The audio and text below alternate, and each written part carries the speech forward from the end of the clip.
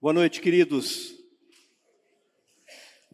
Vejam, eu gostaria de ter uma conversa com vocês um tanto quanto séria, mas muito importante nessa noite. Algo que o Espírito Santo tem me incomodado, meu coração profundamente, sobretudo nesses últimos dias, e tem tomado conta das conversas que eu tenho tido com a Ana, minha esposa. Para justificar essa palavra minha, o Senhor me levou a um texto que está em 2 Coríntios capítulo 11, onde o grande apóstolo Paulo inicia pedindo paciência, tá? Ele inicia o texto pedindo paciência, pede atenção dos cristãos de Corinto, a quem ele estava dirigindo aquela carta. E a partir do verso 2, 2 Coríntios capítulo 11, Paulo começa dizendo assim, o zelo que tenho por vocês é um zelo que vem de Deus. Eu os prometi a um único marido, Cristo, querendo apresentá-los a Ele como uma virgem pura. Veja que Paulo aqui, ao mesmo tempo que faz uma defesa do seu ministério, ele começa a revelar qual a razão a razão da sua preocupação. Perceba como ele continua no verso 3. O que receio e quero evitar é que assim como a serpente enganou Eva com astúcia, a mente de vocês seja corrompida e se desvie da sua sincera e pura devoção a Cristo. Veja que Paulo aqui não duvida da sinceridade do coração dos cristãos de Corinto, mas fala do receio, do engano que pode sobrevir em razão da astúcia de Satanás que leva à corrupção da mente. E Paulo continua, verso 4. Pois se alguém lhes vem pregando um Jesus que não é aquele que pregamos, ou se vocês acolhem um espírito diferente do que acolheram, ou um evangelho diferente do que aceitaram, vocês o toleram com facilidade. Percebam, queridos, que Paulo aqui reforça mais uma vez a defesa do seu ministério e deixa claro a existência de um evangelho adulterado, que é facilmente tolerado pelos cristãos. É isso que Paulo fala. Presta atenção. Imaginem que você tivesse treinado durante meses para participar de uma maratona. Treinado duro, pois convenhamos, uma maratona são 42 quilômetros, 42.195 metros. Não é nada fácil. E tivesse chegado o grande dia, chegado o dia da competição, e você chegou em primeiro lugar. Que resultado, que alegria que deve tomar conta do teu coração, aquele objetivo alcançado. Treinou para a maratona e chegou em primeiro lugar. Mas como você se sentiria se fosse desclassificado por ter violado uma regra que você não conhecia? Todo o seu esforço teria sido em vão. Será que algo assim poderia acontecer com nossa adoração a Deus? É sobre isso que eu quero falar nessa noite, sobre adoração. Espero que eu consiga dar liberdade ao Espírito e eu consiga ser claro e que o Espírito tenha liberdade para falar conosco hoje. Eu poderia iniciar perguntando para vocês: será que todo culto que oferecemos a Deus é aceito?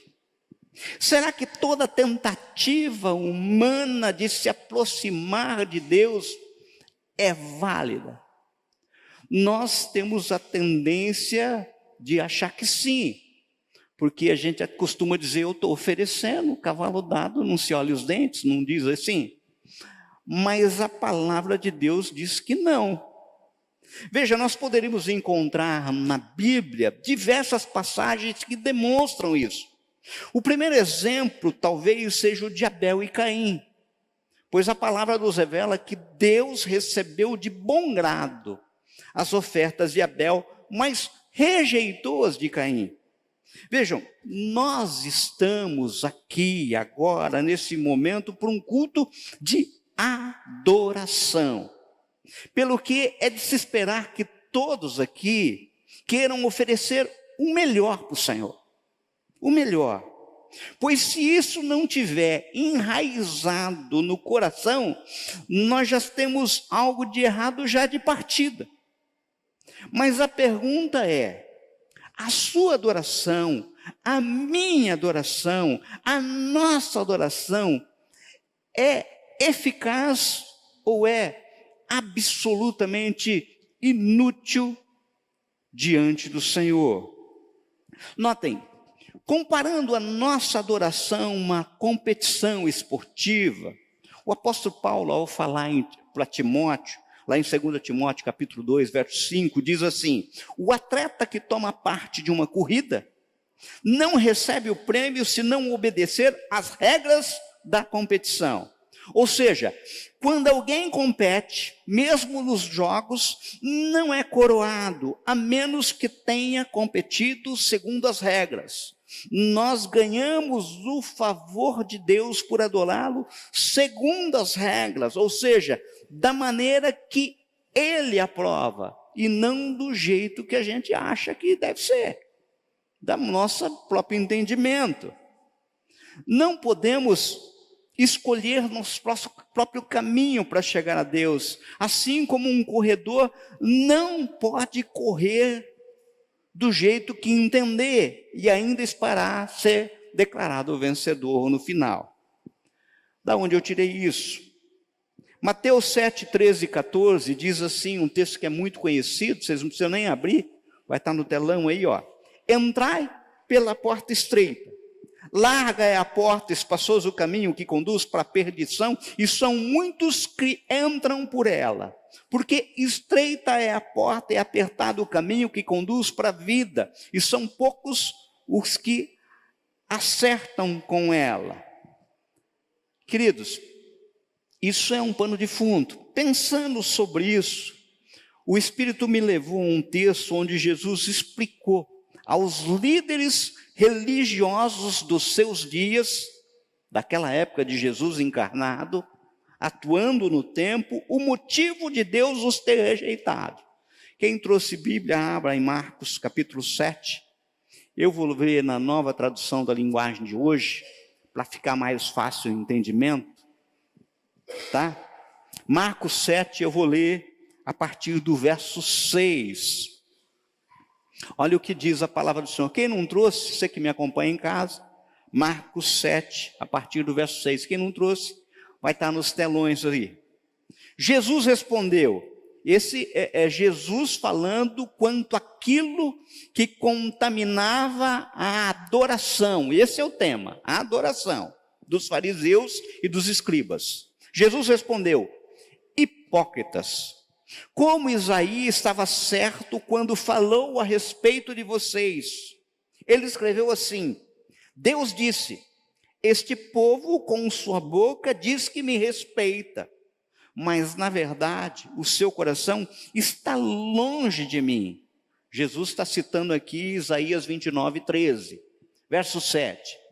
A adoração desse povo é inútil. Em outras traduções está escrito assim, em vão me adoram, pois eles ensinam leis humanas como se fossem mandamentos de Deus. E continuou, vocês abandonaram o mandamento de Deus e obedecem a ensinamentos humanos.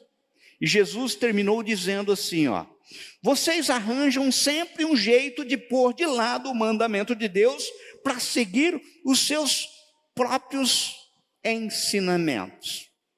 Vamos orar? Senhor, Nós queremos nessa noite lhe oferecer um culto, a adoração, que seja aceito, que não seja inútil, mas que suba até o seu trono. Mas para isso nós clamamos pela liberdade do teu Santo Espírito entre nós. Fala conosco, vê se há em nós caminhos maus e nos traga para o centro da tua vontade. É o que te pedimos, Senhor, em nome de Jesus.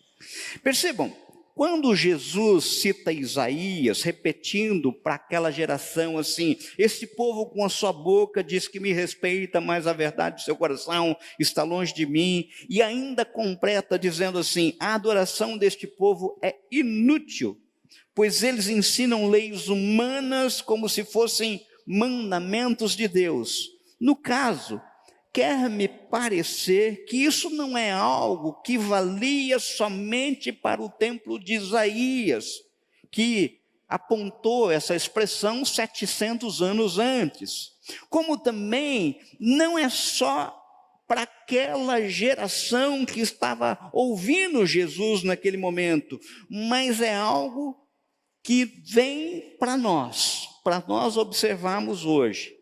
Se observarmos verso 8, vocês abandonam o mandamento de Deus. Fica claro que aqui a questão, o foco era desobediência. Fica evidente isso. Mas o que salta aos olhos, em resumo, em suma, é que fica absolutamente claro pelo texto que a adoração sem obediência é inútil. Não vale nada. Eu acho que não tem dúvida a respeito que está claro isso. Isso me leva automaticamente a um raciocínio lógico, de que obediência é mais importante do que adoração. Sabe? Ou seja, obediência é mais importante do que adoração. Obediência vem antes, de modo que a falta de obediência anula qualquer adoração. É isso que salta aos olhos no texto. Vejam, eu não estou comparando o peso da adoração e da obediência. O que estou falando com base na palavra de Deus é que sem obediência, a adoração não tem valor. É isso que está no texto, que Isaías falou e Jesus repetiu. Não cumpre o seu propósito, não cumpre o seu objetivo. Mas a grande questão é como que o engano da adoração sem obediência se instala. Ou seja, qual é a estratégia de Satanás? Como é que nós caímos nessa? Como que isso acontece? Queridos, eu tenho buscado uma certa reflexão quanto às ofertas que se apresentam hoje em dia a todos, inclusive o povo de Deus, que assolam principalmente a juventude, mas não só a juventude, mas nós também. No caso, como vimos de início, eu destaquei nas palavras de Paulo. Ele falou aos cristãos de Corinto a respeito de como Satanás usa de estratégia a fim de enganar, corromper a mente, com o objetivo de manter o povo na escravidão do pecado. Pois não há, e eu queria que você guardasse isso, não há adoração sem liberdade. E com isso, sem redenção completa, ele visa impedir a adoração. Pelo menos a adoração que vale a pena, que se apresenta como aceitável pelo Senhor. Adoração que não é rejeitada no trono de Deus. Guardem isso, o propósito da redenção, ele é a adoração. Não é só a redenção. Ele visa a adoração. Notem que o diabo, ele é ardiloso, sabe? Por isso que Efésios 4:27 diz assim: não devemos dar lugar para o diabo. A gente tem que entender isso. Vejam, queridos, uma das táticas mais utilizadas pelo diabo é o de, aproveitando-se das condições, aproveitando-se do momento, lançar iscas, fazer propostas que à primeira vista são muitas vezes até boas, tentadoras, mas na realidade são propostas indecentes. Mateus 4, 1, 11 diz assim: o tentador aproximou-se dele e disse: se és o filho de Deus, manda que essas pedras se transformem em pães. Essa é a tentação de Cristo. Já falei aqui que eu fico imaginando 40 dias no deserto, tá? Aquelas pedrinhas tinham carinha de pão francês, sabe? E queimando, com sol ardente, acho que saía até aquela fumacinha assim, sabe? Dá para imaginar até o cheiro do peixe, sabe? Daquele pãozinho. Mas como isso? Como é que são essas propostas indecentes de Satanás que nos aprisionam? Qual é a tática usada? Pensando sobre a questão, na certeza de que a redenção é o caminho da liberdade, e a liberdade é a condição para a adoração, é fácil a gente fazer um paralelo entre a nossa redenção, a nossa libertação, com a libertação do povo hebreu no Egito. É clara aqui a figura bíblica que se confunde com as nossas vidas, com a libertação do povo hebreu. Paulo, em 1 Coríntios capítulo 5, verso 7, nos aponta que Jesus está para nós como o Cordeiro Pascal, sabe? Pelo que, no caso, eu quero retirar exemplos de uma batalha travada para a libertação do povo de Deus da escravidão do Egito, pois fica evidente o paralelo com a nossa própria redenção. Colossenses capítulo 1, verso 13 e 14, diz assim: ele nos libertou do império das trevas e nos transportou para o reino do seu Filho, do seu amor, no qual temos a redenção, a remissão dos pecados. Quando o povo de Israel estava para sair do Egito, eu queria que vocês ficassem na mesma sintonia comigo. Faraó fez 4 propostas para Moisés para reter o povo no cativeiro. Essas propostas, elas eram na realidade propostas indecentes. Tinham como objetivo enganar o povo e mantê-los na escravidão, e com isso evitar a adoração aceitável. Nós vamos examinar isso. Vocês conhecem bem a história, sabe?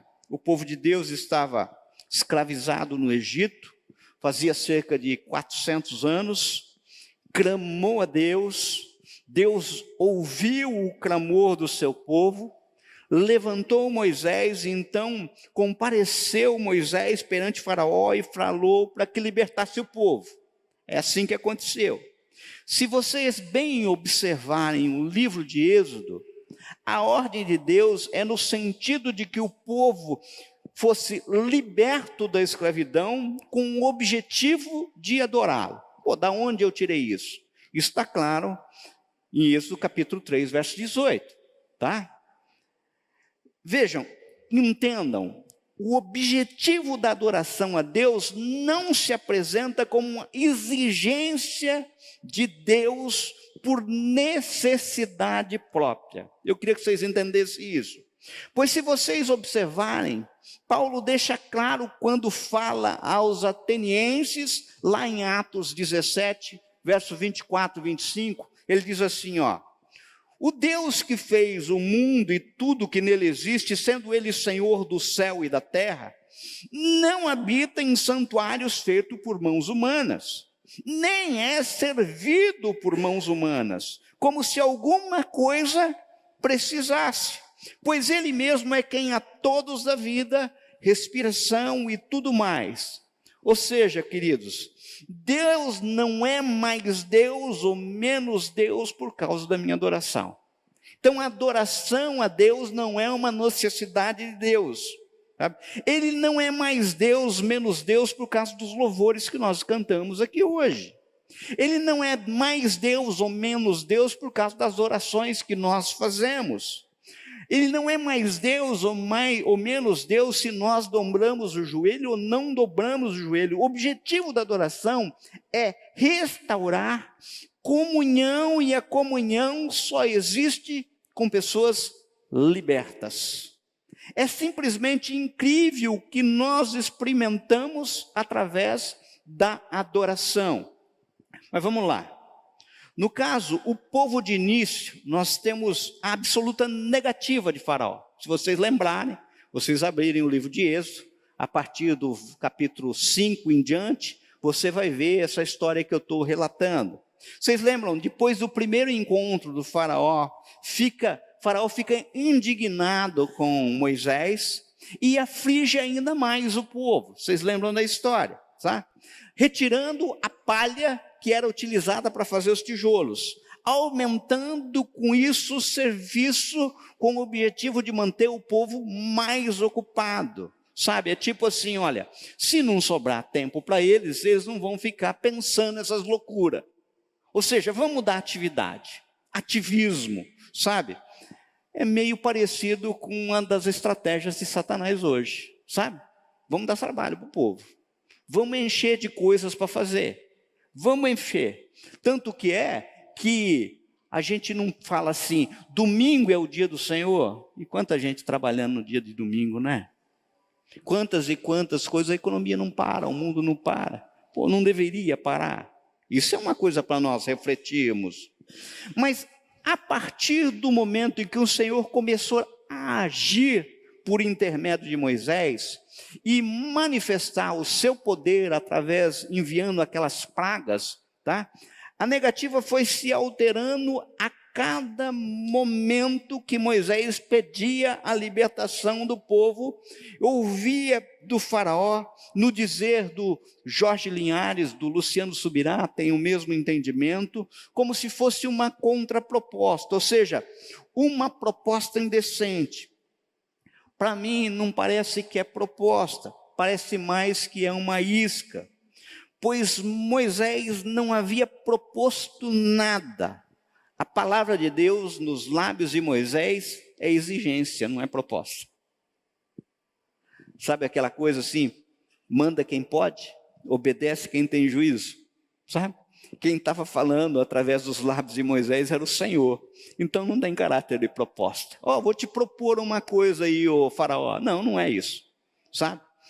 Agora, vamos analisar essas iscas, essas propostas aplicadas lá no Egito e compará-las com a situação atual. Ou seja, vamos procurar traçar um paralelo e detectar como Satanás agia e como ele age até os dias de hoje com o objetivo de anular a nossa adoração.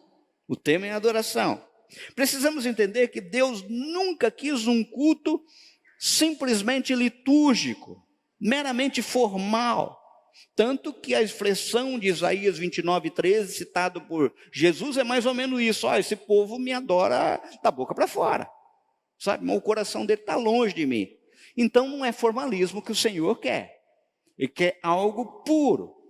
Então, em primeiro lugar, vejam que após as 4 primeiras pragas, primeiro as águas se tornam em sangue, depois vem as rãs, depois vem os piolhos, depois vem as moscas. Moisés vai novamente a Faraó e observem aquilo que nós vemos lançado em Êxodo 8:25. Quem tiver a Bíblia, abre no livro de Êxodo e acompanhe o capítulo 8 e o 10. Eu vou tirar alguns versos aí para vocês poderem analisar comigo. Olha aquilo que está lançado em Êxodo 8:25. Nova tradução da linguagem de hoje. Então, o rei chamou Moisés e Arão e disse: vão oferecer sacrifício ao seu Deus. Ou seja, primeiro ele resistiu, vocês não vão sair daqui para adorar. Agora ele fala assim, não, vocês podem adorar. Porém, façam isso aqui mesmo, no Egito. É isso que está escrito. Então o rei chamou Moisés e Arão e disse: vão oferecer sacrifício ao seu Deus, porém façam isso aqui mesmo, no Egito. Em primeiro lugar, a proposta, a isca é: não vá, fique. Entendam, meus queridos, preste atenção naquilo que eu vou falar agora. A escravidão ele é um símbolo do pecado. Faraó é um símbolo de Satanás. E o Egito é um símbolo do mundo. No caso, Faraó propõe a Moisés a continuar no Egito e a levantar ali mesmo altares a Deus para adorá-lo. É isso que nós vemos. Vejam, a princípio parece uma proposta simpática, acolhedora. Vocês podem adorar o seu Deus aqui mesmo. Mas toda vantagem proposta por Satanás tem uma armadilha, uma isca. Note, ainda hoje, traçando um paralelo, Satanás usa a mesma estratégia, induzindo as pessoas a pensar que podem adorar Deus sem sair da escravidão do pecado, continuando no mundo, continuando no Egito. A gente adora a Deus, mas não precisa sair do mundo. Que podem entrar na igreja sem romper com os esquemas do mundo. Que podem colocar uma bela máscara de santidade sem mudar de vida. Que podem se tornar religiosas sem experimentar um novo nascimento. Faraó propõe de forma clara a religião da forma, sem vida. Vão adorar escravos. A adoração de escravo não tem valor. O fundamento da adoração é liberdade, sabe? Vão adorar do ritualismo, sem conversão nenhuma. Vocês vão fazer um rito na escravidão. Da aparência, sem um novo nascimento. Moisés, de plano, rechaçou de pronto a sedutora proposta de Faraó. E nós devemos também rejeitar firmemente as insinuações que o diabo faz para nós. Queridos, entendam de uma vez por todas, não basta levantar altares a Deus, nós precisamos sair do Egito. Não tem como adorar a Deus no mundo, sabe? Entenda que o sair do mundo não tem um aspecto literal. Pois o próprio Senhor Jesus diz em João 17, 14 e 15, eu lhes tenho dado a tua palavra e o mundo os odiou, porque eles não são do mundo, como também eu não sou. Não peço que os tire do mundo, e sim que os guardem do mal. Então a expressão mundo aqui não é tipo assim, olha, vocês vão sair do mundo, literalmente. Percebam que a proposta de Faraó, de Satanás, é te levar a manter-se no mundo, junto e misturado, ou seja, convivendo com os padrões do mundo, pois aí ele sabe que toda tentativa de adoração não vai ter valor nenhum, não vai haver restauração da comunhão perdida pelo pecado. A adoração restaura a comunhão, sabe? Mas a comunhão exige obediência antes de tudo. Tem que sair do mundo. Então, a proposta inicial é a mesma proposta que acontece hoje. Sabe? Continue no mundo. Adora a Deus onde você está. Do teu jeito. Da tua forma. Com o teu pensar.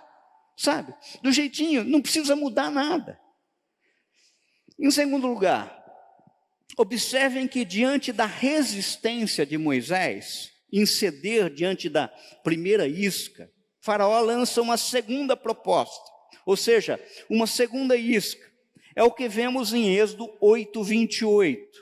Olha só, alguns versículos na frente, 8, 28, diz assim, disse o Faraó, eu os deixarei ir,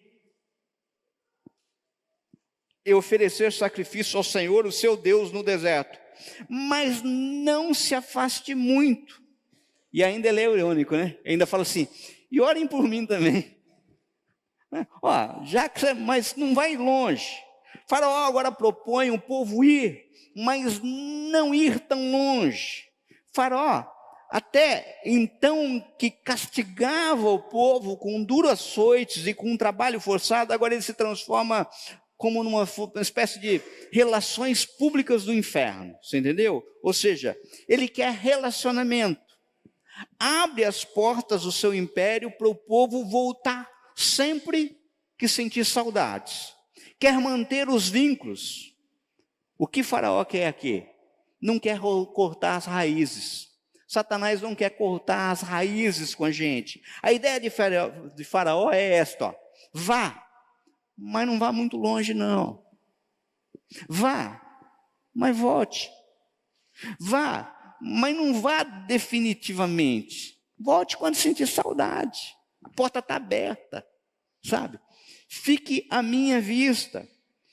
Hoje, essa proposta continua em vigor e continua sendo perigosa. O diabo, além de acusador, ele é também sedutor. Depois de afligir os seus súditos, tenta atraí-los, mostrando as vantagens do mundo que oferece prazeres. Abre a porta da liberdade. Convida a desfrutar do melhor dos dois mundos. Entendam, queridos? A tese de Faraó aqui é que você pode desfrutar o melhor dos dois mundos, viver com um coração dividido. Adora, mas fica perto, não sai, sabe? Amados, não dá para viver esses dois mundos, Cristo e mundo, cristão e mundo. Pois a palavra é clara em Tiago 4,4. Aquele, pois, que quiser ser amigo do mundo, constitui-se inimigo de Deus. A palavra é absolutamente clara. John Wesley já dizia assim, ó: a conversão tira o cristão do mundo. A santificação tira o mundo do cristão. Ou seja, o grande problema não é tirar o sujeito do mundo, o camarada do Egito. É tirar o mundo do sujeito, o camarada do Egito. E daí o sujeito quer vir ao templo, ele quer adorar a Deus sem se desvincular do mundo, sem se desvincular das suas práticas mundanas. Quer continuar com o jeitão do mundo. Ele adquire um misto do jeitão crente e do jeitão do mundo. Então aqui dentro ele é crente, lá fora ele é do mundo. Aqui dentro ele canta louvor, lá fora ele canta funk. Aqui dentro ele ergue a mão e adora, lá ele baixa até a boquinha da garrafa. Tem hoje em dia ainda não, né? Lá fora, você entendeu? Rodrigo Silva afirma que antigamente era mais fácil a gente externamente perceber conversão, pelo menos na aparência, pois o camarada se convertia, ele mudava o jeito de se vestir.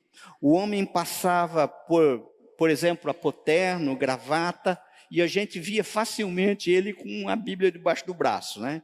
Sabe? Então ele que frequentava bar, ele não frequentava, não parava de frequentar bar, ele ia no culto agora. As mulheres, por exemplo, passavam a usar saia ou vestido abaixo do joelho.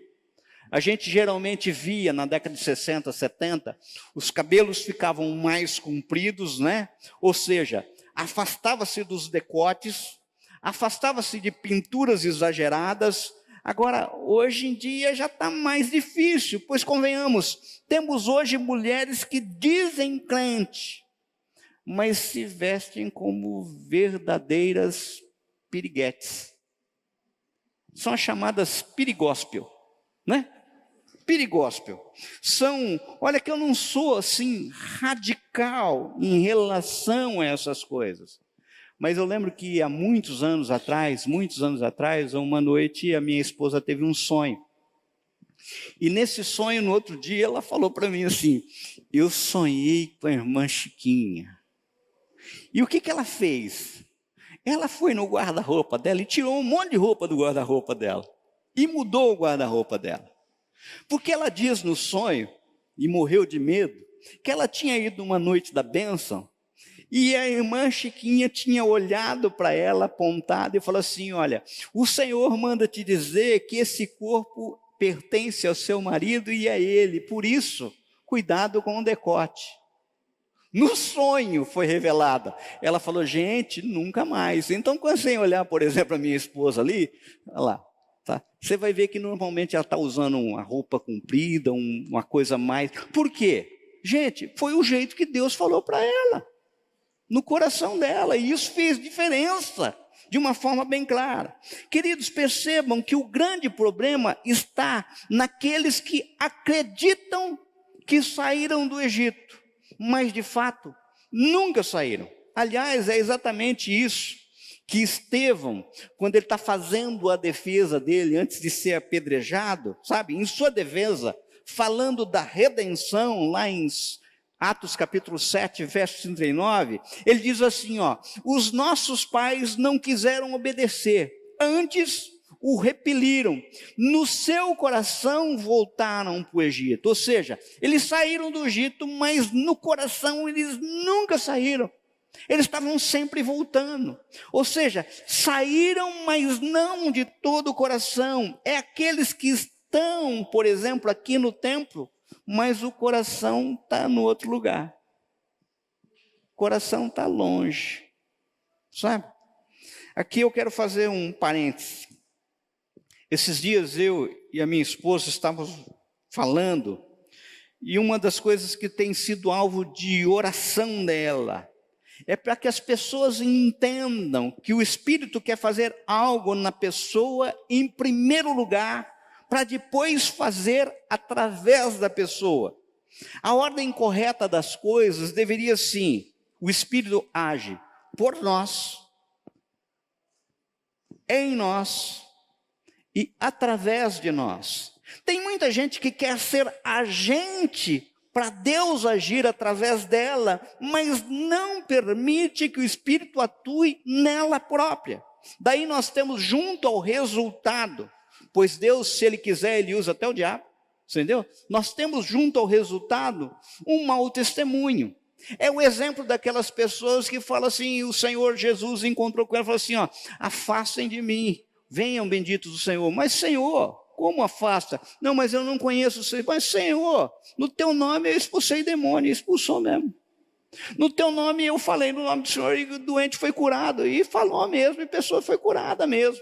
Eram pessoas que agiam o Espírito por, mas nunca agiu nele. Eu não o conheço, sabe? Moisés, porém, rechaça com veemência essa proposta. Quem foi liberto da escravidão não deve mais retroceder. A vida com Deus exige consagração plena. Então nós temos aqui duas iscas, duas propostas, tá? A primeira dele é o seguinte, adore aqui mesmo, não sai do mundo. A segunda é a seguinte, pode sair, mas de vez em quando dá uma voltadinha, entendeu? Não precisa sair de tudo. Agora, a terceira proposta, acompanhem comigo, vamos ver Faraó quando, de certa forma, vendo que não adiantava resistente à frente a Moisés, lança uma isca com uma proposta mais sutil, mas tremendamente perigosa. Êxodo capítulo 10, pula aí 2 páginas, tá? A partir do verso 8, olha como é que está, Aí, Moisés e Arão foram levados de novo até a presença do rei, e esse lhe disse, vocês podem ir adorar o Senhor, seu Deus, mas eu quero saber quem é que vai. Moisés respondeu, iremos todos nós, com as nossas crianças, os nossos velhos, levaremos os nossos filhos e filhas, as nossas ovelhas e cabras e o nosso gado, pois temos de dar uma festa em honra a Deus, o Senhor. Então o rei disse, pois que o Senhor vá com vocês, mas não vou deixar de jeito nenhum que vocês levem as suas mulheres e os seus filhos. É claro que vocês estão planejando uma revolução. Não. Somente os homens podem ir adorar o Senhor. Se é isso que vocês querem. E Arão e Moisés foram expulsos da presença do rei. Percebam, Faraó propõe a Moisés levar o povo, mas deixar no Egito crianças e jovens. Em suma, eles estão dizendo que eu nem me importo em impedir a sua consagração, desde que eu consiga impedir que você adore em família. Com isso, ele está insinuando que o lugar para os jovens desfrutarem a vida é no Egito.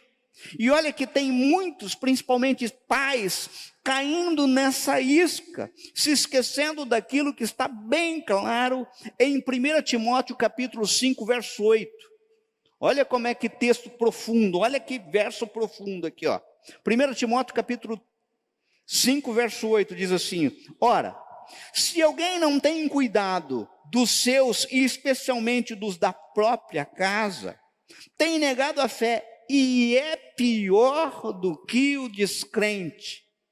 Faraó quer induzir Moisés a pensar que o culto a Deus não tem atrativo para jovem e que eles devem ficar no Egito, onde os prazeres são assim mais vibrantes. Entendam, essa mentira de Faraó traveste de muitas outras sedutoras propostas. Queridos, muitos jovens abandonam a fé para retrocederem aos prazeres do mundo. Gente, não é aqui. Todos os lugares a gente percebe pastores, líderes de igreja falando assim: esse frequentava a igreja até que ele entrou na faculdade. Até que ele passou a ser maior de idade. Até que ele começou a ter a turminha dele.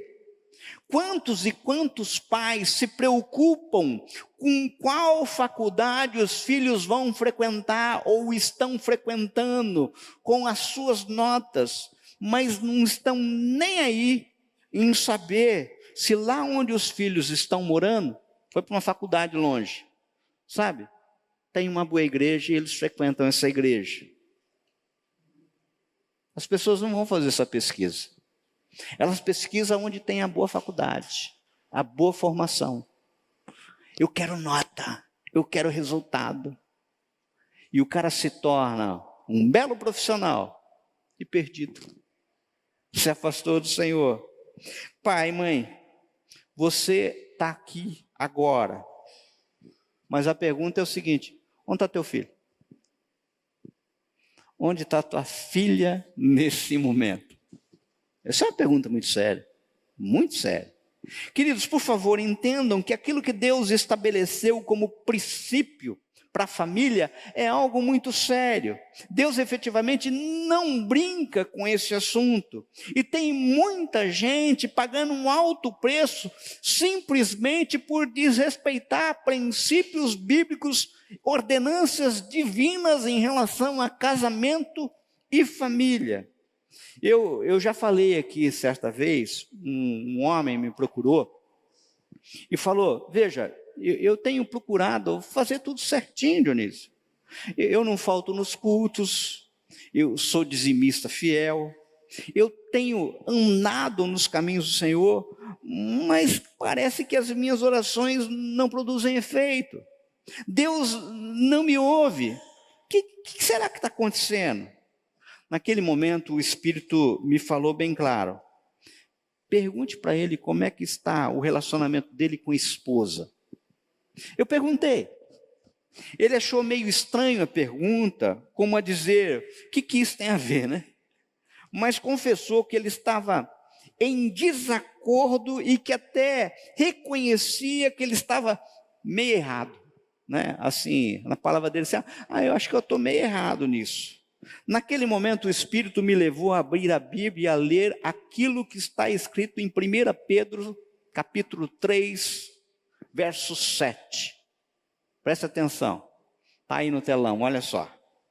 Do mesmo modo, vocês, maridos, sejam sábios no convívio com suas mulheres e tratem-nas com honra, como parte mais frágil e co-herdeiras do dom da graça da vida, de forma que não sejam interrompidas as suas orações.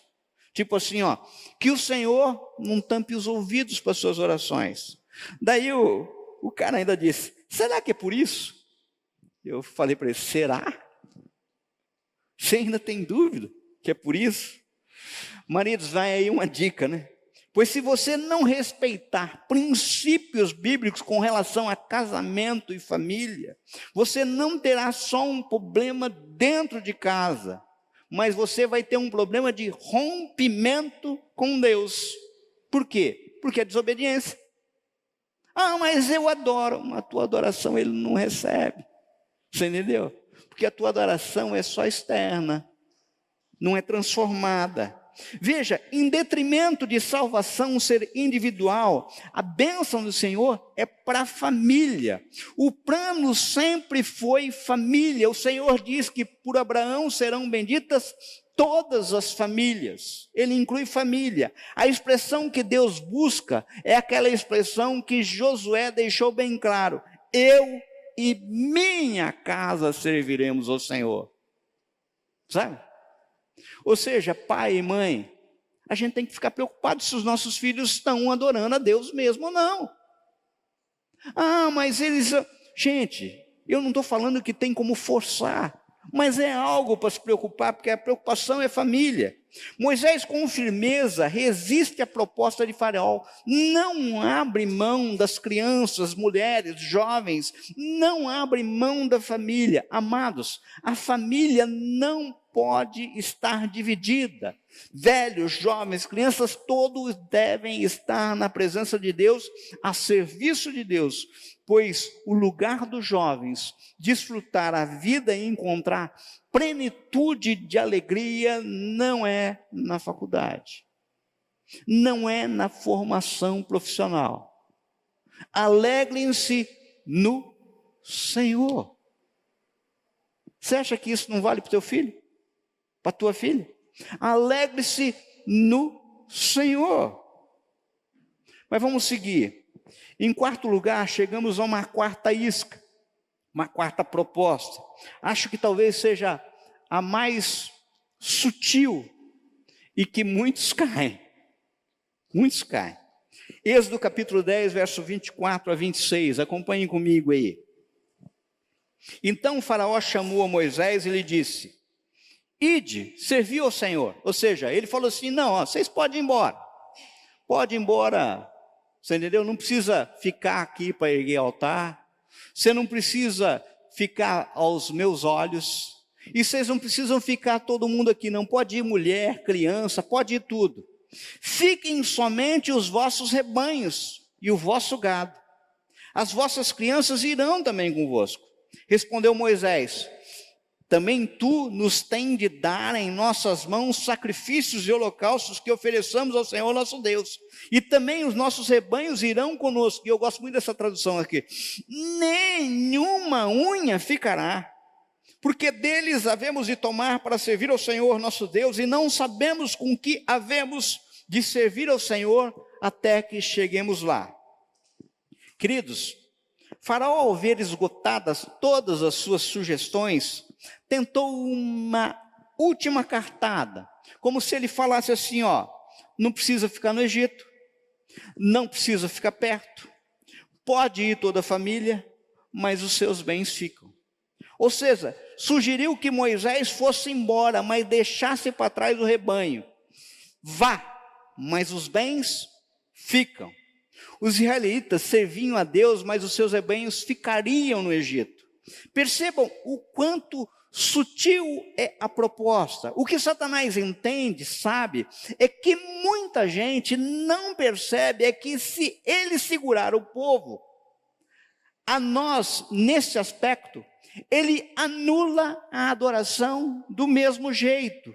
E também esta seja uma das áreas mais complicadas, pois quantas vezes já ouvimos a expressão de que a última parte a se converter do camarada é o bolso. Já ouviu isso ou não?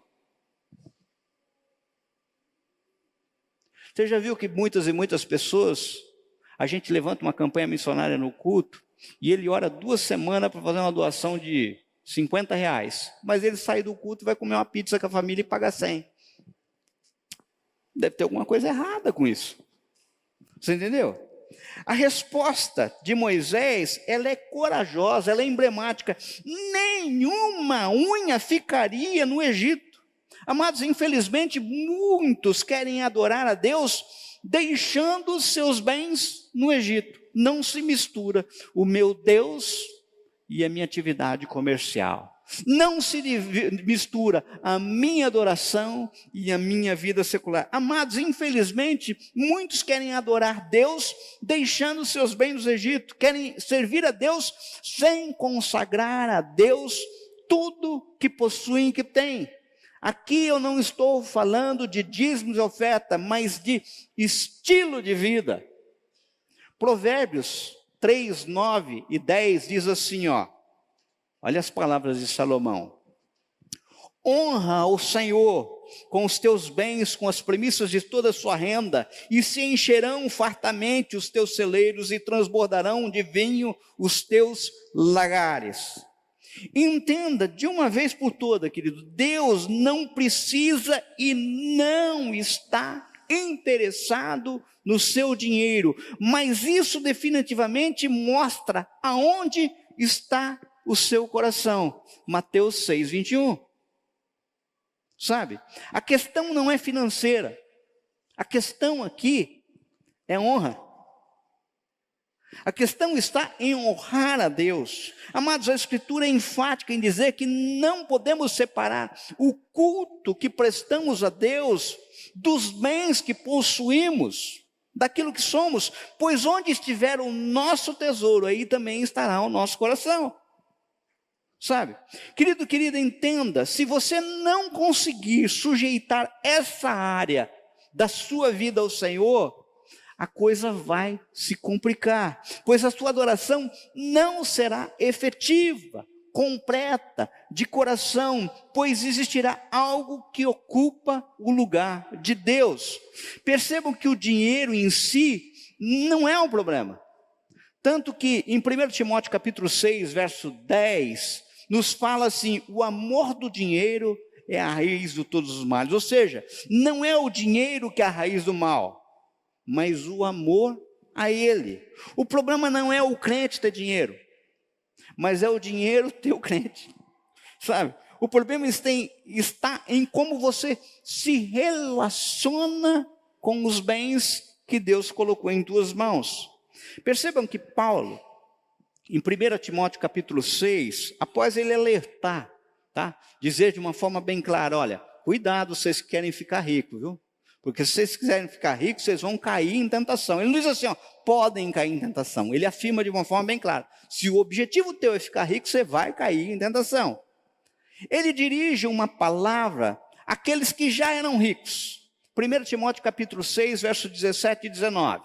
Olha lá como é que está lá. Exorta os ricos do presente século que não sejam orgulhosos, nem deposite a sua esperança na instabilidade da riqueza, mas em Deus, que tudo nos proporciona ricamente para o nosso aprazimento.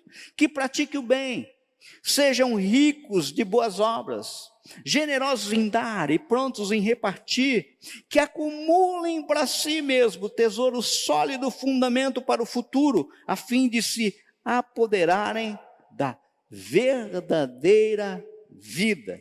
Vejam, essas orientações são quanto ao controle do nosso coração.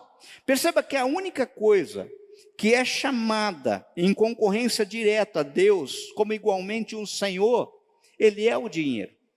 Jesus diz lá em Mateus 6, 24, ninguém pode servir a dois senhores, pois ou dirá um ou amará o outro, ou se dedicará a um ou desprezará o outro. Vocês não podem servir Deus e o dinheiro.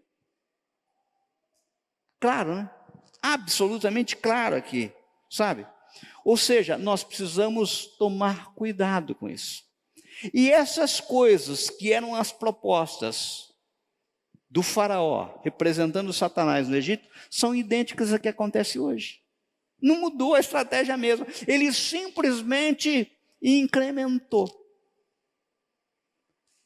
Sabe, deu uma atualizada, mas é idêntica, a mesma coisa. Sabe?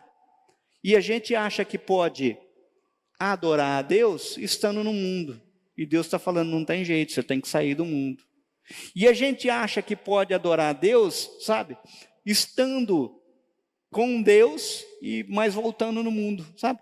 Todo o tempo. Nunca deixando do coração o Egito.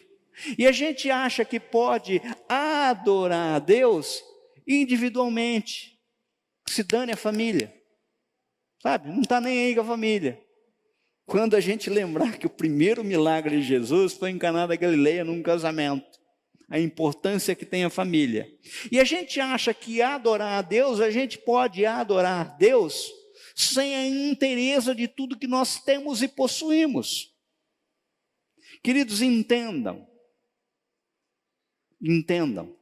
O Dionísio que está aqui no púlpito não pode ser diferente do Dionísio que está sentado atrás da escrivaninha dele do escritório como advogado. Não pode ser diferente do Dionísio que está dentro da casa dele, lidando com a esposa e com os filhos. Não pode ser diferente do Dionísio que esteja fazendo uma negociação ou andando numa estrada. Não existe essa divisão. Não tem sentido. Não tem sentido. É o mesmo. Sabe? E eu já ouvi criança aqui dizendo que queria mudar para o templo. O que será, hein? Tem alguma coisa errada. Sabe? Cuidado com as propostas de Faraó. Eu vou concluir.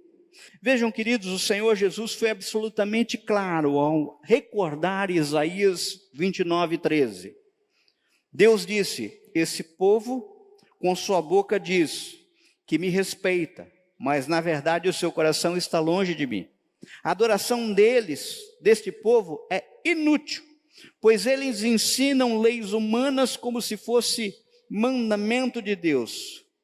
Você pode estar se perguntando assim: ok, pregador, mas e daí? O que eu devo fazer? No caso é fácil de responder. Exatamente o que Moisés fez: não aceitar propostas de Satanás. Saia do mundo, não volte para lá, leve a sua família, entre com tudo que você possui. Ou seja, cristianismo é uma coisa que se entra de cabeça, é radical, não é um combo pura e simplesmente que permite que eu aceite parte dele, eu aceito tudo. Ora, queridos, a palavra nos aponta que devemos nos submeter somente a Deus e resistir ao diabo, que daí ele fugirá. E eu quero terminar lendo aquilo que está em Tiago, capítulo 4, versos 7 a 10. Quem tiver com a Bíblia aí, Tiago, capítulo 4, versos 7 a 10, para a gente encerrar. Portanto, submetam-se a Deus. Aqui a palavra aqui é obediência, tá? Resistam ao diabo e ele fugirá de vocês. Aproximem-se de Deus e ele se aproximará de vocês. Pecadores, limpem as mãos, e vocês que têm a mente dividida, purifiquem o coração. Entristeçam, lamentem-se e chorem. Troquem o riso por lamento e alegria por tristeza. Agora aqui, humilhe-se diante do Senhor e Ele o exaltará. Há um chavão que diz que o cair é do homem, o levantar é de Deus. Muitos creem que esta frase encontra-se explícita na Bíblia, o que não é verdade. O que se encontra na Bíblia é uma expressão que está lá no Salmo 145, verso 14, que diz que o Senhor sustenta a todos que caem e levanta a todos os abatidos. Aleluia por isso. Aleluia por isso. Então eu queria conclamar a igreja agora a orarmos juntos, sabe? Num sentido de humilhação e falar: Senhor, eu não quero cair nessas iscas do Faraó, de Satanás. Senhor, uma coisa que aconteceu há tanto tempo e está tão viva, idêntica. Ele está usando a mesma prática com a gente, com a nossa casa, com os nossos filhos. Senhor, eu não quero isso. Faz comigo como o Senhor fez com Moisés. Me ensina a resistir. Me dá força para resistir. Pai, eu quero me aproximar de Ti. Eu quero, Senhor, meu Pai, limpar as minhas mãos. Eu quero que a minha mente não seja dividida, Senhor. Eu não quero estar no mundo e aqui, eu quero estar só aqui, Senhor. Ao contrário, eu quero fazer diferença do mundo. Porque o Senhor não nos falou para a gente se afastar do mundo fisicamente, mas ser sal e luz, aonde nós formos. Pai querido, Pai amado, escuta os nossos corações agora, Senhor, e inunda-nos com a Tua graça, Pai. Pai, vê se há em nós algum caminho mau, Senhor meu Deus. Pai, quantas e quantas ciladas do inferno são articuladas, Pai, contra as nossas vidas, Pai. Pai querido, Pai amado, não tem sentido estarmos aqui num culto de adoração se essa adoração não for recebida, se essa adoração for inútil. Não tem sentido, Senhor meu Pai, o louvor que entoamos, se isso não for expressão de santidade diante de Ti. Não tem sentido, Senhor meu Pai, um ajuntamento solene como esse, Senhor, em que a Tua presença é manifesta, Pai, se o Senhor, de uma forma até triste, nos diz: não recebo, não quero, se consertem, se acertem. Pai, não tem sentido, Senhor meu Pai, nós adorarmos o Senhor só em parte do nosso tempo, só em parte dos nossos bens, só em parte da nossa vida, só em parte da nossa família.